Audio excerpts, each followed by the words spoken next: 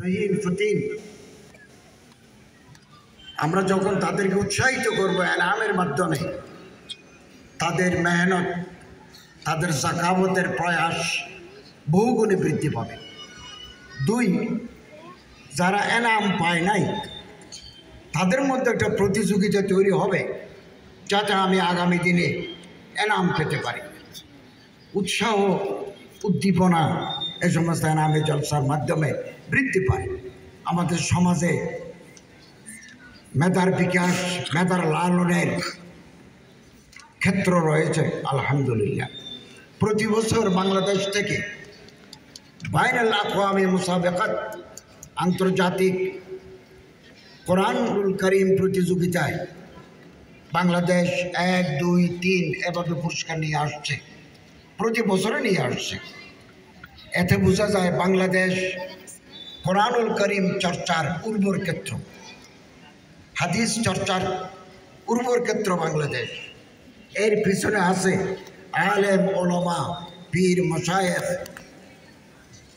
জোয়ামা, নোকাবা, ওরাফাদের আন্তরিক মেহনতের ফল। এবং আমার এই বাংলাদেশে 100 বছরের ইতিহাসে কোনো ফিতনা, কোনো ফাসাদ যখন ময়দানে বরপা হয়, আবির্ভূত হয় কোনো ফিতনা, তখন মাঠে ময়দানে ঝাঁপিয়ে পড়েন, প্রতিরোধ করেন ওলামায়ে কেরাম। ঠিক, অতীতেও করেছেন, এখনও তারা করে যাচ্ছেন। এবং এই আলেম ওলামাদের মেহনত, কার নামে বহুমাত্রিক। সমাজে যে একজন আরেকজনকে সালাম দেয়, মাথায় টুপি আছে, মুখে দাড়ি আছে, আজান দিলে মসজিদে যায়, দ্বীনের প্রতি যে মহাব্বত আছে, এগুলো আলেম ওলামাদের মেহনতের ফল। হযরত আল্লামা মুফতি শফি সাহেব রহমতুল্লাহ বলেন, কোন এলাকায় যদি আলেম না থাকে, অন্য এলাকা থেকে আলেম নিয়ে আসা ওয়াজিব। এই সমস্ত মাদারিস আরবি আল জামিয়াতুল হুসাইনিয়ার মতো মাদ্রাসা, ইত্তেফাকুল মাদারিসুল কওমিয়ার আন্ডারে যত মাদ্রাসা আছে, এগুলো ইলমে দ্বীনের তাহাফুজ, ইরশাদ এর খেদমত আঞ্জাম দিয়ে আসছেন আলহামদুলিল্লাহ।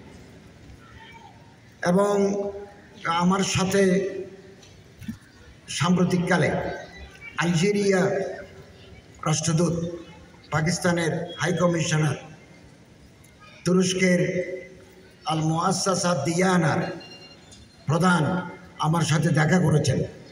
আমি তাদেরকে বলেছি, আলিয়া পদ্ধতির মাদ্রাসার ছাত্ররা তো সুযোগ পাচ্ছেন আলহামদুলিল্লাহ, কলেজ বিশ্ববিদ্যালয়ের ছাত্ররা আলা তালিম হাসিল করার সুযোগ পাচ্ছেন।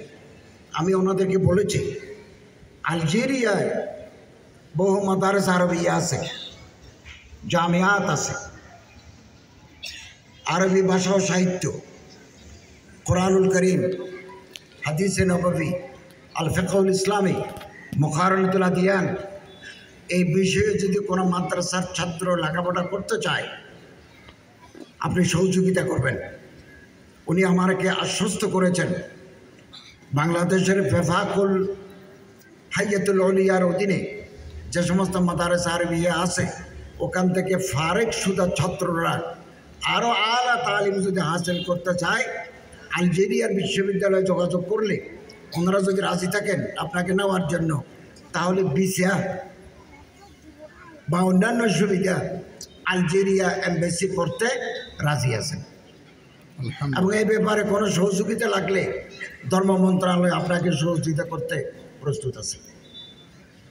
আমরা আল আজহারের পরামর্শক্রমে 56 জন ছাত্রকে পররাষ্ট্র মন্ত্রণালয়ের মাধ্যমে গত পরশু তারা আল আজহারে পড়তে গেছে।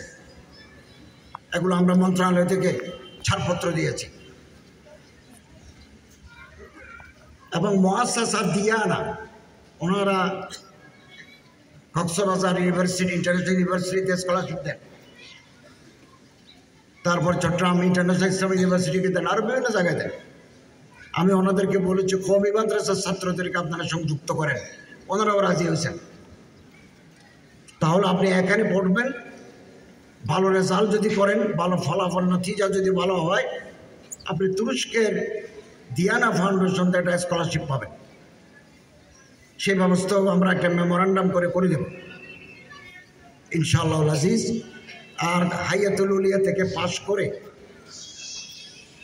যাতে সেবা করা যায়, আমি চাকরি শব্দ বলবো না, সেবা, খেদমাত, আরও বিভিন্ন জায়গায় যাতে খেদমত করা যায়, সেনাবাহিনীর ভিতরে, বিমান নৌবাহিনীর ভিতরে,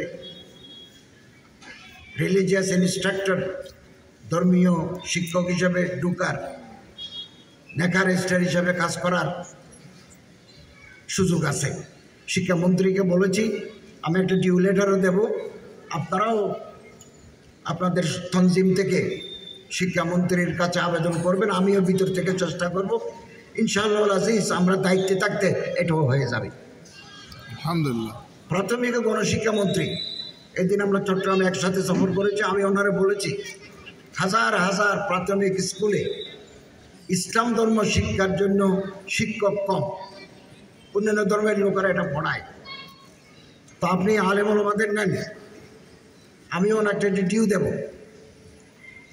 যদি পারি একটা প্রজ্ঞাপন যদি করাই দিতে পারি, তাহলে হাজার হাজার ফারেকিন প্রাথমিক শিক্ষা যারা 1 থেকে 5-এ পড়ে তাদেরকে ধর্ম শিক্ষা আলেমরা দিতে পারবেন। ভালো বেতনও আছে,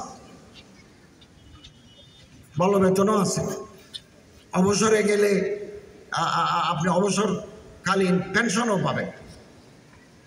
কাজ করতে কোনো লজ্জা নাই, সবাই আমরা মুহাদ্দিস হব, ভালো হতে পারলে তো ভালো।